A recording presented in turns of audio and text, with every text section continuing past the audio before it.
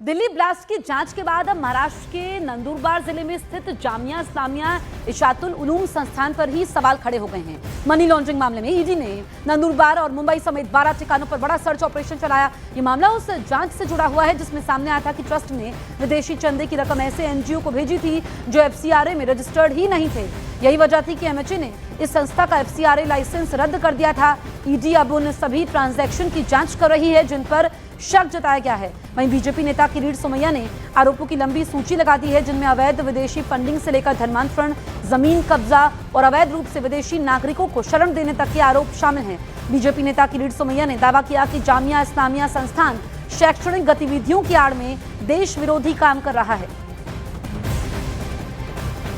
जिसको महाराष्ट्र का अल फल्ला कहा जाता है, ऐसा जामिया इस्लामिया इशातुल उलूम अक्कलकुआ आज सुबह से जांच एजेंसी, इन्वेस्टिगेटिव एजेंसी की सर्च ऑपरेशन में शुरू है। करोड़ों रुपए का बेनामी कारोबार, ये सब बातें कुछ दिनों में सामने आएगी। महाराष्ट्र के नंदुरबार जिले के अक्कलकुआ स्थित जामिया इंस्टीट्यूट है। ये जामिया इंस्टीट्यूट आज सुबह से फिर एक बार चर्चा में आई है। यहाँ ईडी की छापेमारी हुई है। यहाँ पर जो ईडी का जो अलग अलग पथक है, उन्होंने इस जामिया इंस्टीट्यूट के अलग अलग डिपार्टमेंट में छापेमारी करके यहाँ सर्च ऑपरेशन किया है। जामिया इशातुल उलेमा इनकी जो संस्था है, यहाँ पर एक बड़ा प्रीमाइसेस है। ये 15 से 20 हजार विद्यार्थी है और देश भर में इनके मदरसे है। अप्रैल महीने में यहाँ पर एक यमन का जो नागरिक था, वो इलीगल तरीके से यहाँ रह रहा था। इस वजह से यहाँ इसके ऊपर एक एफआईआर भी दर्ज हुआ था। वो यमन के जो नागरिक है, उसका जो परिवार है, उसकी गिरफ्तारी भी यहाँ हो चुकी थी। और उसी वक्त यहाँ पर जो फॉरेन फंडिंग आती है ये जामिया में, वो फॉरेन फंडिंग के ऊपर से लेके बहुत सारे आरोपात हुए थे। भाजपा के जो नेता थे किरीट सोमैया, इन्होंने यहाँ का दौरा किया था और दौरा करके उन्होंने बोला था कि यहाँ पर जो फॉरेन फंडिंग हो रही है उसमें कुछ गड़बड़ियां है। उस अनुषंग से यहाँ पर तहकीकात होनी चाहिए।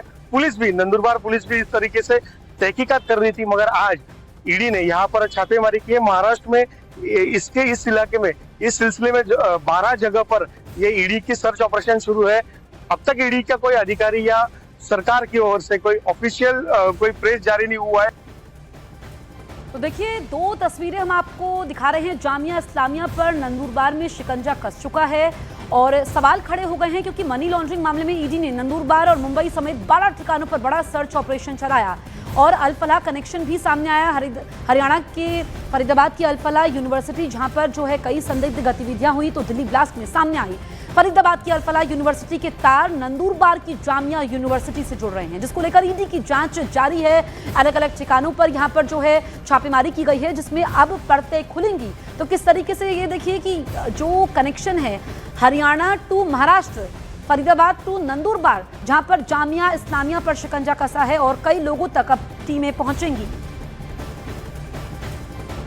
फलाह यूनिवर्सिटी के बाद एक और शैक्षिक संस्थान केंद्रीय जांच एजेंसी ईडी के रडार पर आ गया है और उसके खिलाफ एक बड़े सर्च ऑपरेशन की कार्रवाई को अंजाम जांच एजेंसी ईडी के द्वारा दिया जा रहा है। हालांकि ये सर्च ऑपरेशन की कार्रवाई मुंबई जोनल ऑफिस के द्वारा दिया जा रहा है, लेकिन ईडी मुख्यालय के जो हमारे वरिष्ठ सूत्र हैं वो बताते हैं कि इस मामले में तफ्तीश का दायरा काफी आगे बढ़ता हुआ नजर आ रहा है। इस वक्त मैं ईडी मुख्यालय पे हूँ और ईडी मुख्यालय के जो हमारे वरिष्ठ सूत्र हैं उनकी अगर माने तो जिस तरह से इस मामले में काफी ऐसे बांग्लादेशी युवाओं की भूमिका है वो खंगाला जा रहा है जो इस शैक्षिक संस्थान में पढ़ते थे। उस शैक्षिक संस्थान की अगर बात करें तो उसका नाम है जामिया इस्लामिया इशातुल उलूम। ये इस संस्था की अगर बात करें तो ये महाराष्ट्र के नंदुरबार जिले में स्थित है और जामिया इस्लामिया इशातुल उलूम की अगर संस्थान की बात करें तो इसमें ये आरोप लगा कि ये संस्थान में ये शैक्षणिक गतिविधियों के आड़ में देश विरोधी गतिविधियों को अंजाम दिया जा रहा था और यहाँ पर धर्मांतरण को भी बढ़ावा दिया जा रहा था। और इसके साथ साथ ये भी दावा किया जा रहा है कि संस्थान को